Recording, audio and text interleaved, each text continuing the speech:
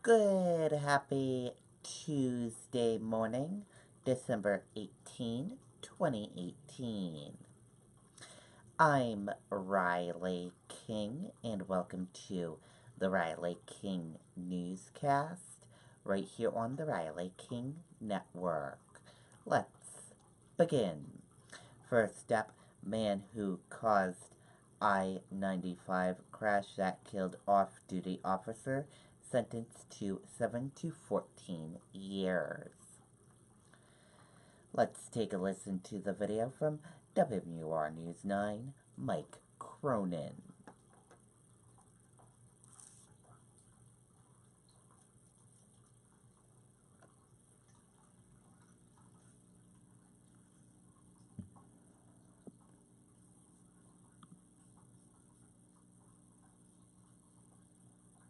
Go to bed. Sleep. Get out of bed. Introducing the Neuropedic Lift, a new high-low vertical lift adjustable bed exclusively at Cardi's Furniture and Mattresses. Our mom loves this bed.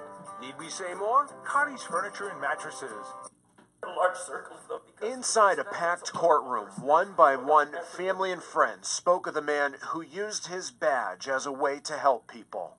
I stand here broken, missing my dad.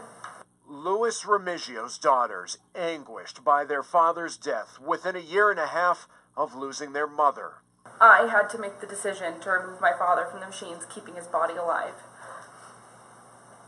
I had to say the words I had said 18 months before when my father didn't have the strength to make the same decision when my mother was dying.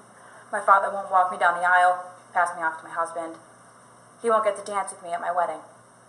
He won't be able to meet his grandchildren and be called Vavoo. In October of last year, 19-year-old Michael Ricci was on Interstate 95 in Northampton.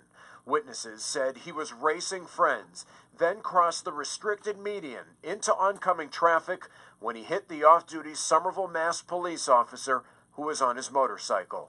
Prosecutors say Ricci showed no remorse, instead posting videos of the crash on Snapchat. Today, Ricci says he is sorry. If I could go back in time and change things, I would do that.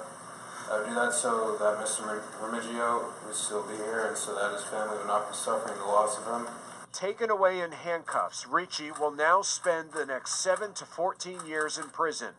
The judge says what happened was no accident, and his conduct after the crash sealed his fate. This isn't a movie like The Fast and the Furious, where everything turns out all right in the end. This is real life with real consequences. The judge agreed with Remigio's daughters that no sentence would do proper justice.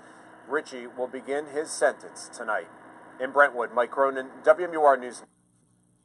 Okay, and there you go on that video and that report.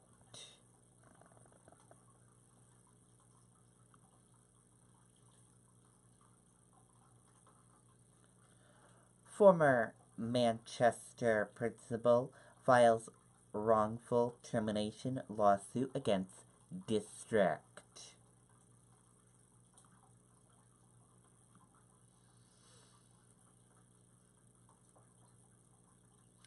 Let's take a listen to the video from WMUR News 9, Tim Callery.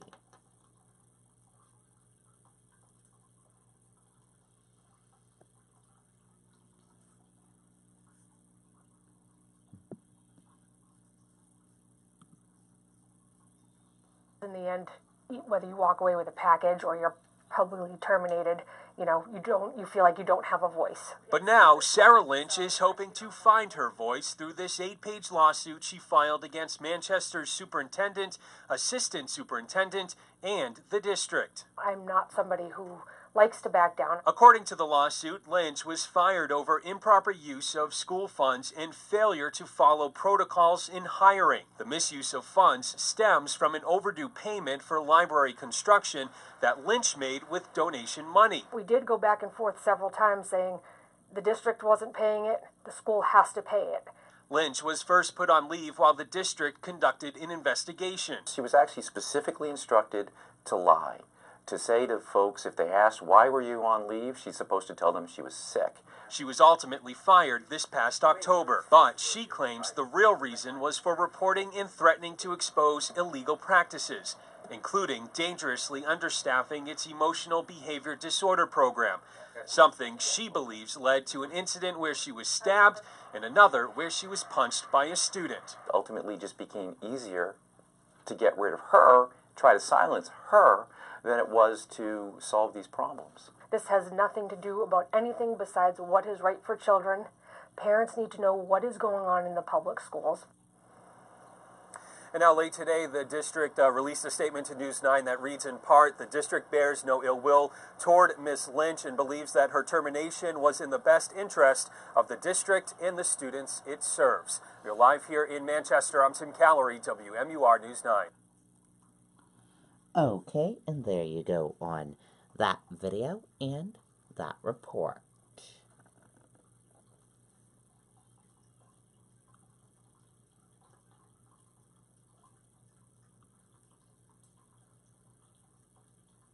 Man pronounced dead after fiery Dover Toll Plaza crash.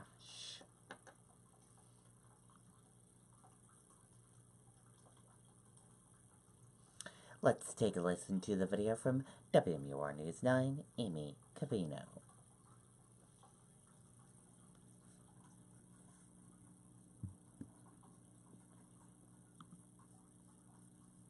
Early this morning, approximately 2 a.m., New Hampshire State Police troopers from Troop A responded to the Dover Toll for a single motor vehicle crash. Investigators say life-saving efforts were already underway when troopers arrived.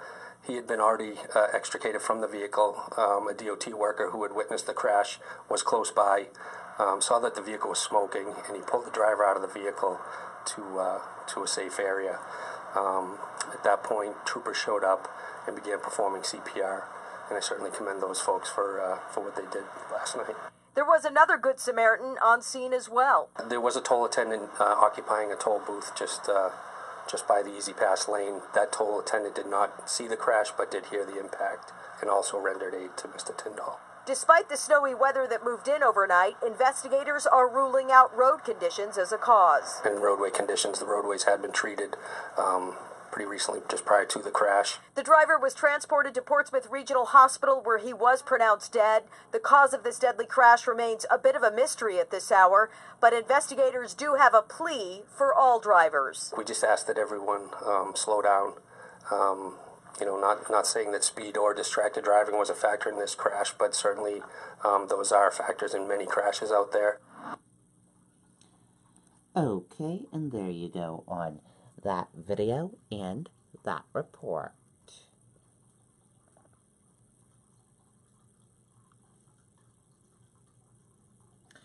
Florida man accused of wrongfully voting in Hooksett in 2016 election.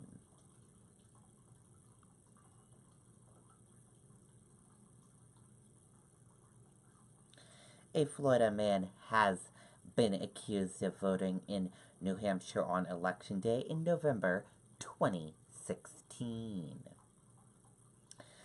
Attorney General Gordon McDonald said 45-year-old Michael L. Lewis of Miami was indicted by a Merrimack County grand jury last week.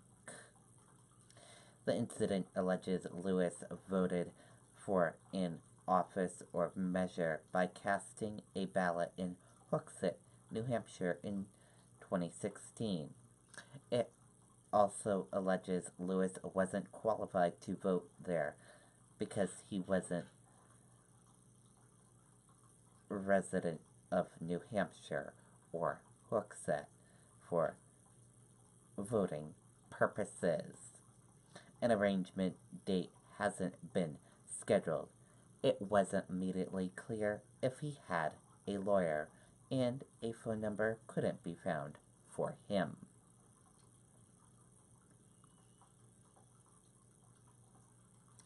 Salvation Army Christmas Shop provides gifts for 1,200 families.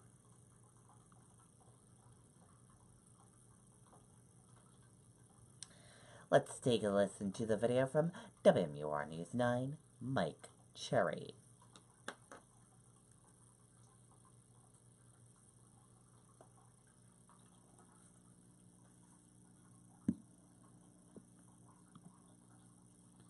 I got a lot of Nerf stuff. Nerf is a big thing this year. Christina Vetter is checking off items on a lengthy Christmas list for her 6 children. If it wasn't for them, we wouldn't have Christmas a lot of times. Hers is one of the 1,200 families from Manchester and surrounding towns searching for the perfect gift. They're able to get 3 toys per child, plus 3 stocking stuffers per child, plus a board game for the family, a sports ball, and if their kids are 2 and under, they can get a stuffed animal. The Salvation Army estimates 8,000 to 10,000 toys will be distributed today. From Iron Man to basketballs to footballs, you name it, they got it. And one of the most unique things about today's event, though, is the format. Thousands of toys are laid out and categorized. That way families get to choose what they're taking home and putting under the Christmas tree. They know their child, they know what they want, and it also allows them to feel like the toy is coming from them instead of from us. Me and my fiance just moved into a new apartment literally last month, so we're scraping by. They're excited about Christmas and a family that don't have much money to afford all the toys. If we can bring a little hope to them, you know, it's not really about the toys. It's about letting them know someone cares, that someone's not judging them for their life circumstances. Making lives easier, even if it's just for a few days. It's what the spirit of giving is all about. In Manchester, Mike Cherry, WMUR News 9. Okay, and there you go on that video and that report. Very cool indeed.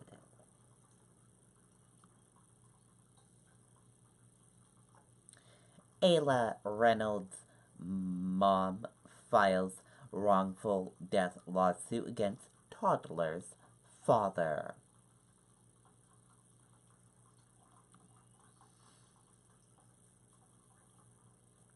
Let's take a listen to the video from WMUR News 9.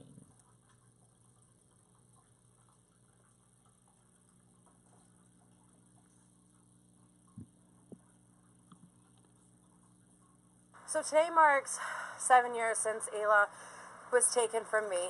Trista Reynolds can barely hold back tears when she thinks of the day her daughter Ayla was reported missing. State police have never found a trace. Last year, a court declared Ayla dead.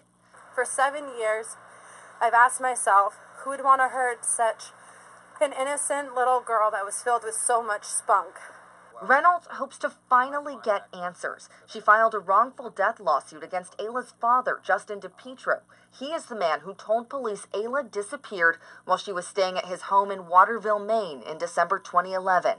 He's never been charged and has denied any wrongdoing, but Ayla's mom has no doubt he's responsible. I wonder if this is haunting you, Justin. I wonder if our daughter haunts your dreams or if you see her blue eyes when you close your eyes at night. I wonder if you even think about that night you murdered her. DePietro spoke out shortly after Ayla disappeared. There was something solid that I knew. I mean, I wouldn't be sharing that. Now Reynolds and her attorney are asking for help finding him. DePietro's last known address led to a courthouse parking garage in California. Reynolds says she hasn't spoken to DePietro in 6 years, but what she wants is the truth. I'll live inside a courtroom till the day I get my justice for her. Well, Reynolds' family has set up a GoFundMe account to help pay for legal costs. They've hired a private investigator and hope to talk with people who were there the last night Ayla was seen. Live in the studio, I'm Monica Hernandez, WMUR News 9. Okay, and there you go on that video and that report.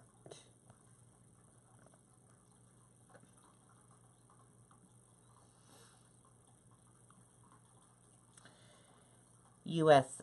features point to a slight rebound when markets open today.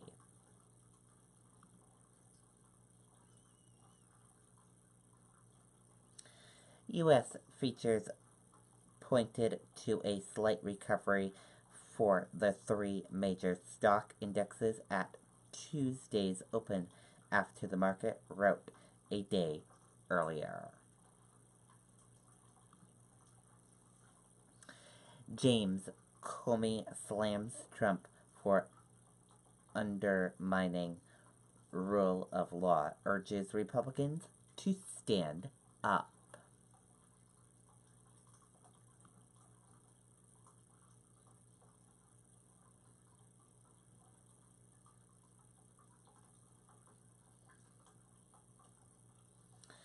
After giving more than 5 hours of testimony before two House committees on Capitol Hill Monday, frustrated former FBI Director James Comey took shots at some of President Donald Trump's most recent tweets.